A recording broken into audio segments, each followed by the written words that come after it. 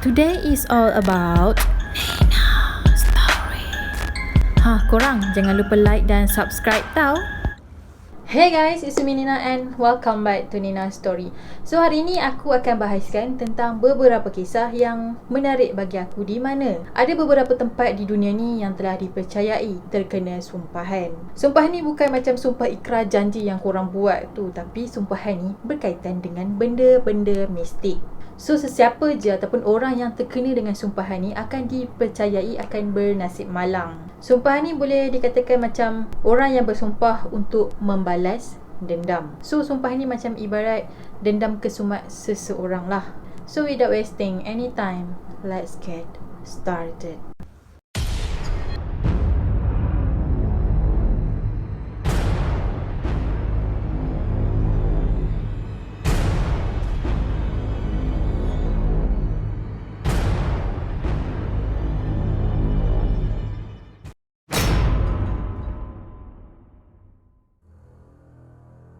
Sebuah dinding lama yang berasal daripada sebuah gereja lama yang telah berusia 800 tahun yang berada di Port Talbot di Wales. Sekeliling dinding yang sekeping ni telah dibina besi dan juga kayu bagi menyokong dinding ni supaya tak jatuh ataupun roboh. Punca kenapa dinding ni diorang masih jaga ataupun punca kenapa diorang jaga dinding ni untuk terus kukuh berdiri adalah disebabkan satu sumpahan purba yang dipercayai dinding ni telah pun disumpah. Kisah sumpahan ini bermula apabila seorang raja yang bernama Raja Henry yang ke-8 telah menyuruh orang-orang dia untuk meruntuhkan gereja ni pada kurun ke-16. Jadi Raja Henry ni robohkan gereja ni adalah untuk dia nak bangunkan tempat tu dan dia nak jual tanah tu kepada orang lain. Lepas tu ada seorang paderi yang bernama Sister Sin telah memberitahu dekat pemilik tuan tanah yang baru tadi. Dan dia beritahu dekat pemilik tanah baru ni, dia kata kalau semua bangunan gereja ni runtuh, jadi seluruh bandar tu pun akan ikut runtuh macam mana gereja ni runtuh. Jadi start daripada hari kejadian tu lah, penduduk dekat situ cuba untuk elakkan daripada sekeping dinding gereja yang terakhir tu daripada runtuh menyembah bumi. Walaupun dekat situ dah banyak pembangunan yang telah dibina, tetapi dinding gereja yang terakhir tu masih lagi kekal berdiri. Dan ada yang pernah nampak lembaga paderi yang membuat sumpahan ke atas dinding gereja tu kelihatan berkeliaran di kawasan tersebut.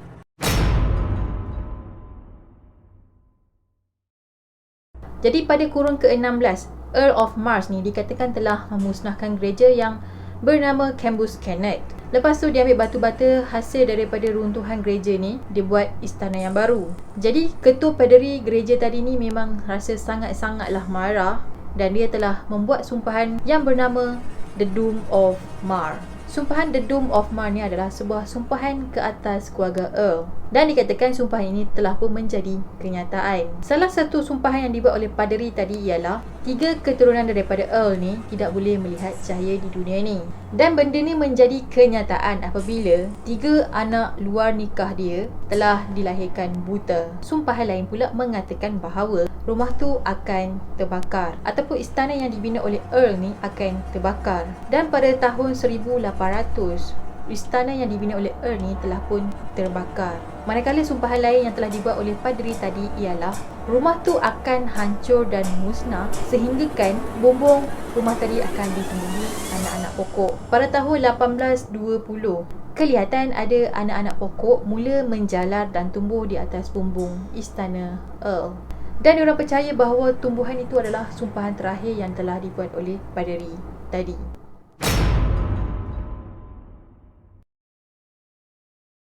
Pada tahun 2017, para arkeologi telah menjumpai sebuah pembinaan perkuburan lama yang telah berusia 4,500 tahun di Giza, Mesir. Kubur ni mempunyai ratusan kubur pekerja dan dipercayai pekerja-pekerja ni adalah bekas pekerja yang terlibat dalam pembinaan piramid. Dekat pembinaan ni juga ada satu kubur ketua. Dan diorang percaya bahawa si ketua ni lah yang telah membuat sumpahan dekat kubur tu bagi mengelakkan kubur-kubur yang ada dekat situ dicuri oleh si pencuri. So antara sumpah yang telah ditulis, sesiapa yang memasuki kubur ini dan melakukan kerosakan kepadanya, buaya dan pada air akan menjadi musuhnya dalam air, manakala ular dan kalajengking menjadi musuhnya di darat.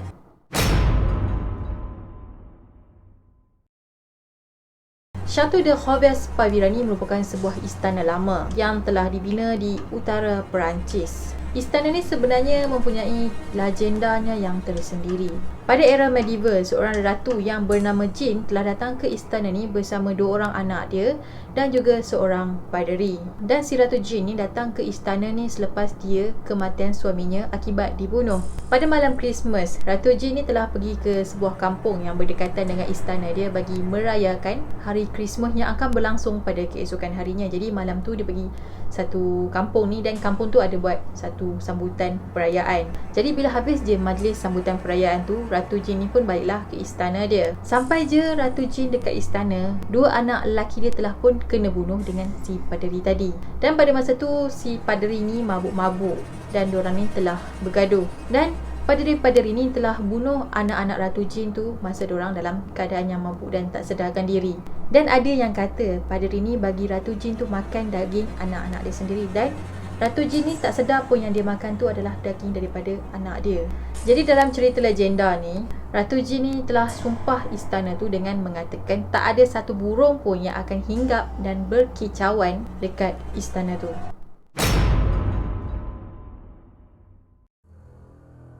Jadi dekat Thailand ni ada satu pulau kecil yang diberi nama sebagai Pulau Koh Hin Nam. Dan pulau ni telah dihiasi dengan batu-batu kerikil yang berwarna hitam dan membuatkan pulau ni agak unik dan cantik. Batu-batu hitam ni dipercayai oleh masyarakat Thailand bahawa batu hitam ni telah dibuat oleh Tuhan mereka yang bernama Tarutau.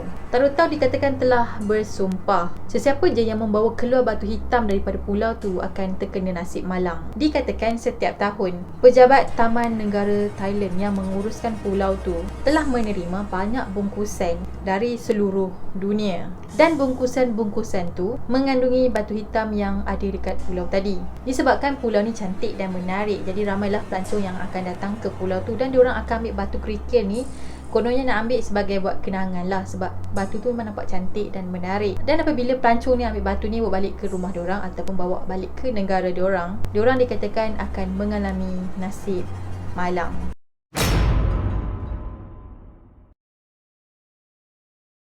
Jadi dekat gereja ni ada 2 huruf, iaitu huruf P, H yang telah diukir di depan pintu masuk gereja. Jadi huruf PH tu berada di lantai depan pintu gerbang. Jadi huruf PH ni sebenarnya merupakan nama orang, iaitu Patrick Hamilton. Dan Patrick ni merupakan seorang paderi dan juga seorang pelajar yang berusia 24 tahun. Tetapi Patrick ni telah pun mati dibakar kerana dia telah menyebarkan ajaran sesat pada tahun 1528. Dan kemudiannya tempat ini telah dipercayai terkena sumpahan.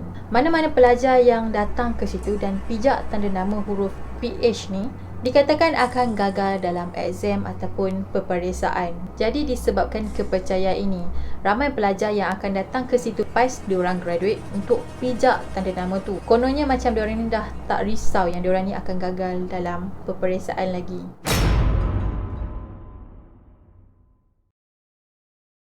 Tempat sumpahan yang terakhir adalah bandar berhantu di Bodie, California.